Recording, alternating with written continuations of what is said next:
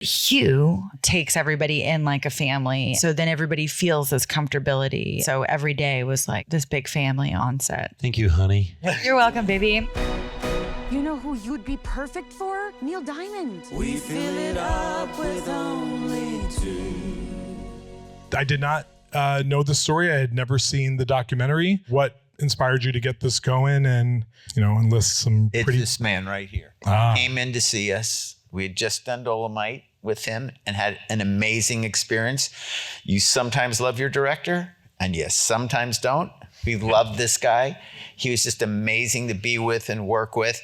And we said, what do you want to do next? And he said, I have this idea. And he pitched it to us and he said, I know, a little bit crazy, right? And we said, no, we're going to do it. We want to do this. And that's how it happened. We saw the documentary and you just couldn't believe that these events actually happened, and all the struggles they went through, and just making a story about hope and, and dreams and family just felt like, in the world we live in right now, this is maybe a good thing to do. Mr. Brewer, what was it about this story that spoke to you, and how was it directing these two fine people? There's so many films and filmmakers out there that they're making their films by hook or crook, and they go to film festivals that aren't the big film festivals. And I've had my movies do this, where there's 5 people in the audience. 2 of them are the program directors that are watching it, so you don't feel bad. And sometimes these movies just kind of, dare I say it, like die a slow death. They never get picked up.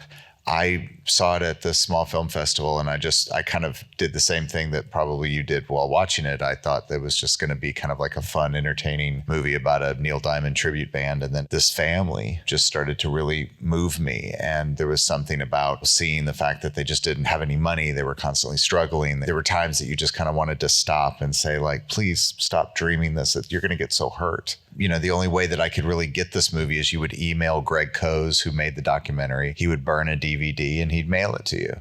And so that's how I would watch it over the years. I just now started turning the age of my dad when he died of a heart attack at 49.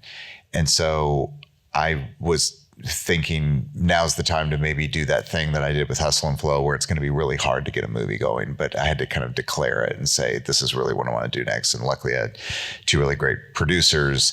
And then I gave the documentary to Hugh, and we just had a great conversation about it. And he said, well, I'm in. And then Hugh called me and he said, are you watching this CBS Sunday Morning with Kate Hudson? And there's Kate kind of talking about her son going off to college. And of all the things that came out of Kate was, I'm going to get into music, which is really my love. I'm going to start playing gigs and going out on tour. And I saw what Hugh saw. I was like, oh my God, it's Claire. And got Kate on the Zoom. We got all together and literally like the 3 of us kind of decided to do it in this weird way. Like it's usually you have to get approvals and everything. But I think we just kind of all decided we're just going to do this. Well done. Hugh Jackman, I have 2 questions for you. One, obviously you're playing a recovering alcoholic who gets a wonderful redemption arc. I want to ask you how it felt getting into the shoes of that man. I just loved this story. When Craig sent it to me, it really touched me, this underdog story. And particularly the more I looked into it, Mike as a tunnel rat, I didn't really know what that particular job was in Vietnam, but 90% of the tunnel rats died, and of the survivors, something like 70% of them were addicted to heroin or alcohol or something because of the trauma of it. I mean, he's a guy in his early 20s who goes through that, and then you return, he has a heart condition, he's battling with sobriety. So we find him 20 years into that battle. And I have in common with Mike that desire or feeling of being at home on a stage. In some ways, I feel more at home on a stage than anywhere else.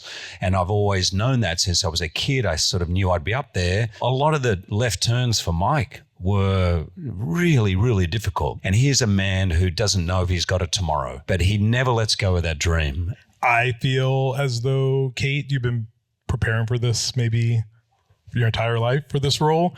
I, like everyone else, are very fond of Almost Famous, but I saw this, I was like, oh, you were just clearing your throat there. You were just getting ready. Let me clear my throat.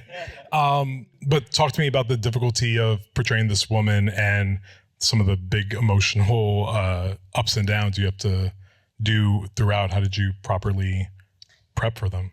I mean, first of all, I read an incredible script. I didn't know the documentary, but I read the script and it was beautiful. For this in particular, you're honoring real people's lives that aren't Bruce Springsteen, that aren't Bob Dylan. And so there's sort of this deep, profound desire to make it right for them. But it was the first time I really had to kind of pull out everything that I love to do in one story. All in all, it was like one of the great creative, fulfilling experiences I've had. I want to talk about the synergy between the entire ensemble. Talk about like just the rehearsal process and getting together. I mean, how did that transpire among the cast?